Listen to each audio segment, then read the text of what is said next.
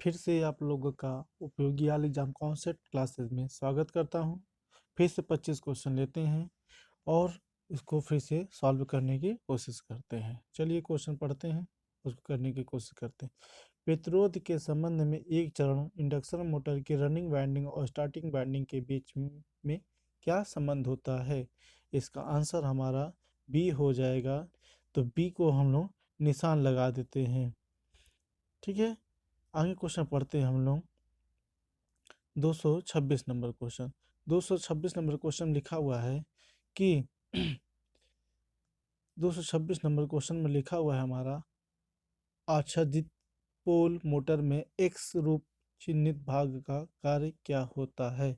226 का answer C हो जाएगा। इसका हमारा आंसर सी नंबर आंसर इसका सही हो जाएगा। ठीक है, अब आगे हम लोग क्वेश्चन नंबर पढ़ते हैं। 227 नंबर। कैपेसिटर का capacitor capacitor starter induction run motor के रोटेशन की दिशा कैसे उलट जाती है? तो क्वेश्चन नंबर हमारा 127 का आंसर हो जाएगा सी। तो सी में हम लोग इसमें निशान लगा लेते हैं। ठीक है, आगे पढ़ते हैं। 228 नंबर। किस एकल कला की मोटर में टेप फील्ड स्पीड कंट्रोल विधि कार्यरत है? 228 नंबर का आंसर हो जाएगा ए, यूनिवर्सल मोटर। 229 नंबर क्वेश्चन पढ़ते हैं हम लोग। खाद्य मिक्सचर में किस प्रकार की एकल चरण प्रेरण मोटर का उपयोग किया जाता है? तो 229 का आंसर हमारा हो जाएगा ए, यूनिवर्सल मोटर। खाद्य मतलब कि फूड मिक्सचर। ठीक है, क्वेश्चन नंबर हम लोग 230 पढ़ते हैं। एकल चरण प्रेरण मोटर की स्टार्टिंग और रनिंग वाइंडिंग के बीच कोणीय विस्थापन क्या होता है? 230 का आंसर हमारा सी हो जाएगा, 90 इलेक्ट्रिकल डिग्री। ठीक है, क्वेश्चन नंबर 231 पढ़ते हैं।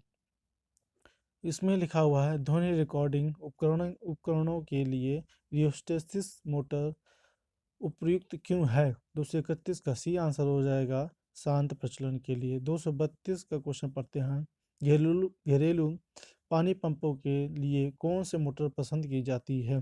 232 का आंसर हो जाएगा डी, संधारित्र प्रारंभ मोटर। क्वेश्चन नंबर 233 पढ़ते हैं हम लोग। उसमें लिखा है किस प्रकार के मोटर में अपेक्षाकृत कम टार्क होता है?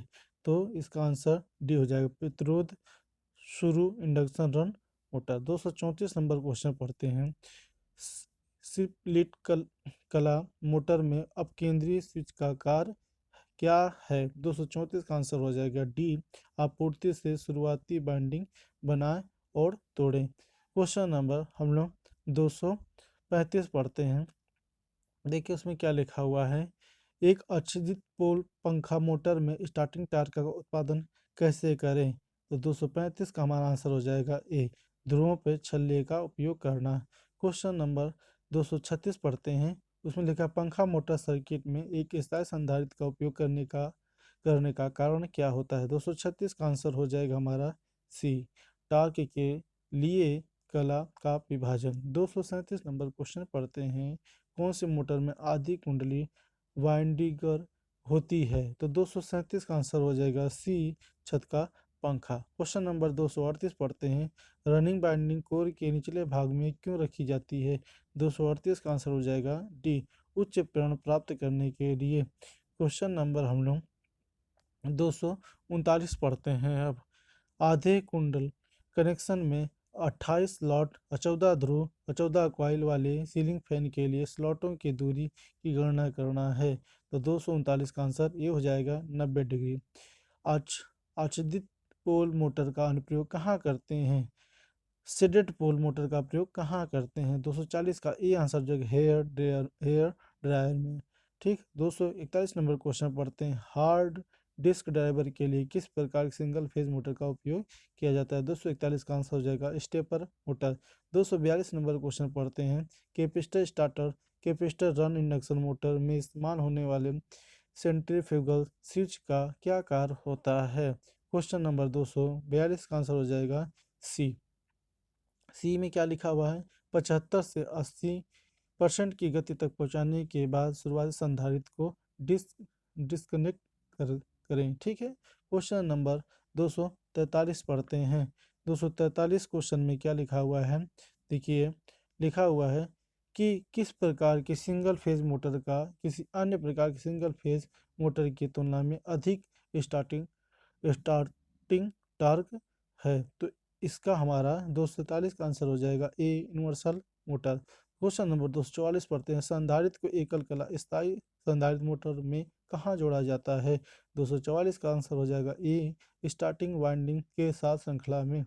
245 नंबर क्वेश्चन पढ़ते हैं, टेबल पंखे में किस किस मोटर का उपयोग किया जाता है। 245 का आंसर हो जाएगा डी, स्थायी संधारित्र मोटर का। 246 नंबर क्वेश्चन पढ़ते हैं, एक एकल कला मोटर रिवाइंडिंग में कुंडल समूह कनेक्शन गलत तरीके से जुड़ा हुआ है तो क्या प्रभाव पड़ेगा। 246 का आंसर हो जाएगा बी, मोटर नहीं चलेगा। क्वेश्चन नंबर अब हम लोग पढ़ने जा रहे हैं 247।